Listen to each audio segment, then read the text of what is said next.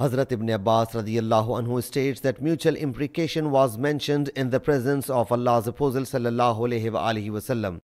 Hazrat Asim bin Adi said something about it and then came back. Later, a man belonging to his tribe came to him and said, I have found a strange man with my wife. Hazrat Asim radiyallahu anhu says, I got enmeshed in this matter on account of my statement. He took that man to Allah's Apostle sallallahu alaihi wasallam and notified Allah's Apostle sallallahu alaihi wasallam that that man had found another man with his wife. That man was pale-colored, slim and straight-haired, whereas the defendant whom he found with his wife was plump-claved, wettish and chubby fellow.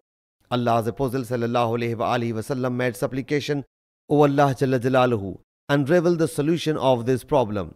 Later that woman gave birth to a child who resembled the one plaintiff found with his wife.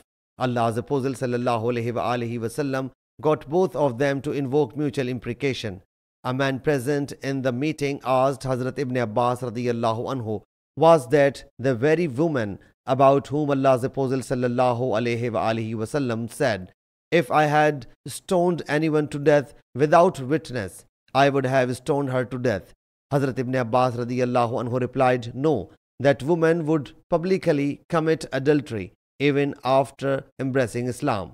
Sahih Muslim Hadees number 3737.